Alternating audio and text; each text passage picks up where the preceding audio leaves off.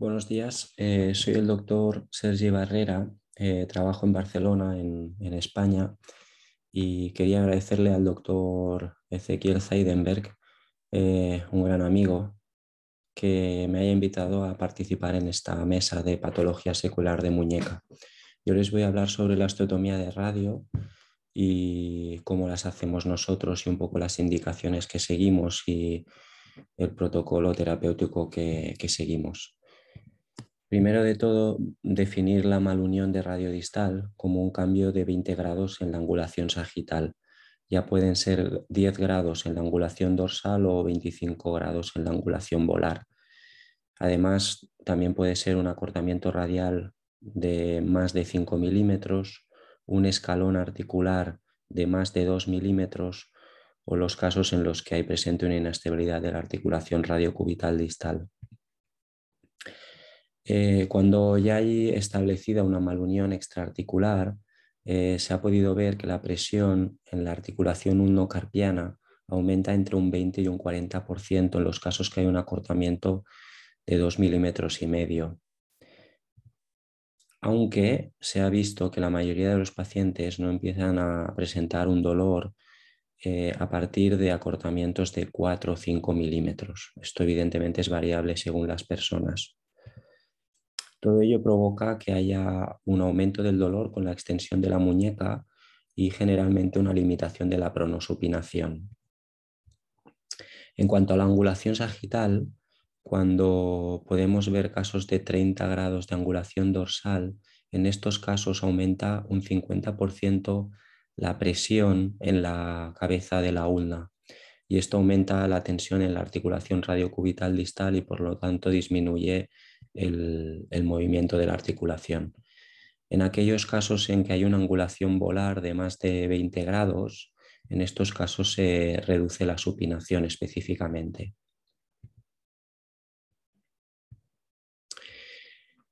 Hablando específicamente de las maluniones extraarticulares, que son las más frecuentes, las indicaciones de osteotomía son cuando hay una impactación cúbito-carpiana que clínicamente es positiva, los casos en que hay una subluxación radiocarpiana o los casos en que hay un déficit de supinación. En este artículo se compararon 4 métodos de tratamiento: la reducción cerrada y el tratamiento ortopédico con yeso, la reducción abierta y fijación interna con injerto óseo, la fijación externa y la fijación externa con un balance articular precoz, y se vio que no había diferencias entre las 4 alternativas de tratamiento a las 6 semanas, a los 3 meses y al año. Pero sí que se identificó un factor predictivo negativo de mal pronóstico, que era la malineación carpiana. Entonces, ¿qué entendemos por mala alineación carpiana? Pues son aquellos casos en los que hay una subluxación radiocarpiana o una inestabilidad adaptativa mediocarpiana. Otra cosa que hay que tener en cuenta son los resultados funcionales en pacientes mayores de 70 años, en los que han habido artículos que comparaban la reducción abierta y la fijación interna mediante placas con el tratamiento ortopédico. En estos casos, a pesar de que se ha identificado una pérdida de reducción radiológica, tanto en la angulación dorsal como en la altura, no hay diferencias clínicas ni en cuanto a movimiento de la muñeca ni en cuanto a las escalas funcionales. Entonces, en cuanto a la malunión de la extraarticular, hay algunos puntos de controversia. Vamos a hablar sobre las osteotomías de cierre versus las osteotomías de apertura o de alargamiento, que es mejor hacer un abordaje volar o un abordaje dorsal, es mejor utilizar injerto o no utilizar injerto. Luego el rol de la osteotomía de acortamiento ulnar y luego el timing de la cirugía. En cuanto a las osteotomías de cierre, son osteotomías que son biplanares, relativamente fáciles, se obtiene un contacto óseo directo, con lo cual el riesgo de pseudoartrosis es mucho menor, ya que el radio distal está muy bien vascularizado, El problema es que al final se obtiene un radio acortado, con lo cual no se puede solucionar la impactación cúbito-carpiana. Yo personalmente no las utilizo y en general están en desuso, pero bueno, en algunas situaciones se pueden utilizar. Las osteotomías de apertura sí que son osteotomías mucho más frecuentes. Son osteotomías que se deben realizar paralelas a la línea articular en los dos planos, tanto en el plano coronal como en el plano sagital. Entonces, estas osteotomías consiguen restaurar la angulación radial en el plano coronal y la inclinación volar en el plano sagital. Y lo más importante, permiten obtener la altura adecuada de la articulación. Esto es un detalle de la técnica quirúrgica que nosotros utilizamos y que es lo más habitual. Gracias al uso de placas anatómicas volares, pues lo que hacemos es realizar una síntesis temporal en la parte distal del radio. Como podéis ver, la parte más proximal queda volando y despegada del radio, y esa es la corrección que le vamos a aplicar a la parte distal del radio. Como podéis ver en el plano coronal, generalmente para corregir el til radial del radio, la placa la ponemos en dirección cubital, habiendo previamente medido la corrección que queremos realizar respecto al eje del radio, y una vez ya tenemos los tornillos puestos, a veces quitamos la placa, quitamos los tornillos, o a veces incluso aprovechando el espacio de de los tornillos más proximales de la hilera distal. A partir de ahí hacemos la osteotomía y al corregir, pues podéis ver que se obtiene el til radial que nos interesa y además mejora la altura del radio. Algunas cosas que hay que tener en cuenta. Cuando las medidas radiales no son aceptables, la longitud radioulnar no es aceptable, el acortamiento, esto es algo discutible, pero en general en las series hablan de unos 7-8 milímetros. El acortamiento no es mayor de 7-8 milímetros y no hay artrosis radiocubital distal. La cirugía indicada sería una osteotomía de alargamiento o de apertura. Cuando se dan la misma situación, pero el acortamiento es mayor de 7 milímetros, que ya es difícil obtenerlo con una osteotomía simplemente de apertura, en esos casos se pueden combinar la osteotomía de apertura con la osteotomía de acortamiento ulnar. Vuelvo a decir que esto es un número que es discutible, porque se pueden obtener alargamientos de hasta 1 centímetro, pero bueno, ya la tensión de las partes blandas muchas veces genera que el postoperatorio sea muy doloroso y demás. Entonces, nosotros generalmente a partir de los 7-8 milímetros, depende de la calidad ósea también, solemos hacer alargamiento radial más acortamiento ulnar. Otro tema de controversia es sobre si realizar las osteotomías por una vía de abordaje volar o dorsal. Entonces, ambas se pueden hacer en función de las preferencias del cirujano, si bien es verdad que el aumento del uso de las placas volares anatómicas pues hace que las osteotomías desde un abordaje volar sean mucho más frecuentes, porque bueno, es el abordaje al que estamos más habituados, y luego porque hay menos interferencia del material con las partes blandas. Generalmente los abordajes dorsales y las placas dorsales pues, suelen generar mayor interferencia con el aparato extensor, y esto pues, puede generar más retiradas de material con el tiempo, una vez la osteotomía ya consolidado. Bueno, yo personalmente prefiero el abordaje volar, pero en algunas ocasiones por circunstancias tienes que hacer un abordaje dorsal, y bueno, ahora también hay placas anatómicas dorsales que también se adaptan bien. Esto es un poco lo que comentábamos. Las placas anatómicas bloqueadas volares pues aumentan la estabilidad del constructo. Realmente puedes realizar una reducción de la malunión simplemente mediante la placa, ya que la placa pues es anatómica y tiene la morfología fisiológica del radio distal. Esto aporta menor irritación de las partes blandas. Y un estudio que es interesante es que con el uso de las placas bloqueadas volares, el uso de injerto, no se han visto diferencias entre el injerto estructural o esponjoso. Es decir, esa idea de que tenemos que aportar injerto estructural, pues gracias a la mecánica tan favorable de las placas, ahora mismo se puede utilizar injerto esponjoso con los mismos resultados. Aquí hay algunos estudios en el que comparan el uso de autoinjerto, aloinjerto o sin injerto. Este estudio del 2011 con 14 pacientes sin injerto respecto a 14 pacientes con aloinjerto.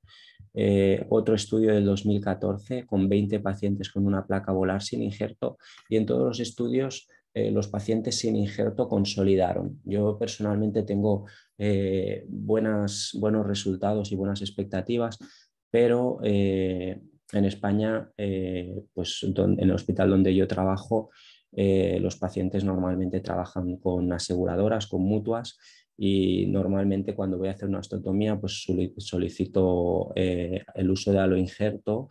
En algunos cubre y en algunos no. En los que cubre pues relleno el defecto con aloinjerto con buenos resultados, y en los que no les cubre, si es una zona hasta 5 milímetros, generalmente lo dejo sin injerto y consolidan bien, a no ser que las características biológicas del paciente pues sean especiales, y lo relleno generalmente con autoinjerto de olecranon. Esto es el ejemplo de un paciente sin injerto óseo. Veis que es una osteotomía generosa, pero que más o menos en la zona cubital, que es por donde pasa más carga, aproximadamente son unos 5 milímetros, en la zona radial un poquito más, y aunque tardó unas 20 semanas, se observa una correcta consolidación. Lo que generalmente sí que debo advertir es que nosotros hemos tenido algunos problemas con el uso de matriz ósea desmineralizada con productos sintéticos como el Allomatrix, como en este caso de osteotomía, incluso con placas de acero que son más resistentes que las de titanio. Pues hemos tenido algunos casos de fatiga del material con ruptura del mismo. Aquí, como podéis ver, este caso es nuestro. Se rompió la placa de acero justo en el punto donde estaba hecho la osteotomía, y coincidía con este tornillo que estaba vacío, pues se rompió por la zona del tornillo. Y hemos tenido un par de casos, o sea que yo generalmente desaconsejo el uso de matriz ósea desmineralizada. Otra cosa a tener en cuenta, cuando las medidas radiales son aceptables, la longitud radioulnar no es aceptable y el acortamiento es relativo, porque generalmente está en torno a los 5 o 6 milímetros en función de la casa comercial, se puede realizar un acortamiento ulnar. Entonces, hay que tener algunas consideraciones cuando se hace un acortamiento ulnar. La tasa de pseudoartrosis, según las series, varía entre el 4 y el 33% de pseudoartrosis o de retraso de la consolidación. Es una cosa que hay que tener en cuenta, incluso con los nuevos sistemas, con osteotomías oblicuas, con tornillos a compresión y procesos guiados. La ulna es un hueso no tan bien vascularizado y no es difícil poder ver retrasos de consolidación o pseudoartrosis. El máximo acortamiento en función del tipo de material que estés utilizando está en torno a los 5 o 6 milímetros, y eso es debido en esta última imagen veis cuando se hace una osteotomía amplia, veis que hay cierta discrepancia entre los dos fragmentos de hueso. Cuanto más grande es la osteotomía, mayor es esa discrepancia. Por lo tanto, más que 5 o 6 milímetros no es aconsejable hacerlo. Y luego hay que tener en cuenta la morfología de la radiocubital distal de la cabeza del cúbito en función de la clasificación de TOLAT. Entonces, las osteotomías de acortamiento se pueden hacer en las tipo A y B, pero no se pueden hacer en las tipo C por el aumento de la presión en la articulación radiocubital distal. Esto es otro estudio en el que se comparó el momento en el que se hizo la osteotomía en deformidades de radio distal. Entonces, se identificaron dos grupos. En los pacientes jóvenes, el tiempo medio de la osteotomía fue a las 8 semanas, y en los pacientes más mayores, el tiempo medio fue casi a las 40 semanas. A pesar de ellos, los resultados fueron similares en cuanto a balance articular y en cuanto a escalas funcionales, pero sí que se pudo detectar mediante el tiempo de isquemia y el tiempo quirúrgico que cuando la osteotomía se debe hacer de forma temprana, técnicamente es más sencillo hacerlo y que además evidentemente pues, se corrige la discapacidad que tiene el paciente mucho antes. Por lo tanto, en general, si los resultados van a ser similares, lo mejor es hacer el procedimiento lo antes posible para no limitar tanto al paciente. Por último, en aquellos pacientes en que las medidas radiales no son aceptables, la longitud radioulnar no es aceptable, hay un acortamiento normalmente mayor a 7 milímetros, aunque en algunos casos esto es discutible, puede ser menor, y además hay artrosis radiocubital distal. En estos casos hacemos osteotomías de apertura para corregir la articulación radiocarpiana y la relación del radio con el carpo, y un procedimiento sobre la radiocubital distal, que en nuestro caso lo que preferimos realizar es la técnica de Sobe-Kapandji. Entonces, esto es un ejemplo de un paciente que tenía una malunión de radio distal con además una impactación cúbito-carpiana y una alteración de la articulación radiocubital distal con una subluxación. Y entonces hicimos una osteotomía de radio y un Sobe-Kapandji asociado. Entonces, lo que utilizamos generalmente es esta zona de hueso de unos 5 milímetros del cúbito para introducirlo dentro de la osteotomía del radio, y además lo rellenamos con injerto óseo autólogo de olecranon, ya que, claro, hay un momento inicial postoperatorio en el que realmente la muñeca se sustenta por el material de implante. Como podéis ver, hemos utilizado una placa generosa, ya que, claro, se hace una osteotomía tanto a nivel del radio como a nivel del cúbito. Entonces, por eso en estos casos siempre utilizamos injerto óseo, pero tenemos varios casos con buenos resultados.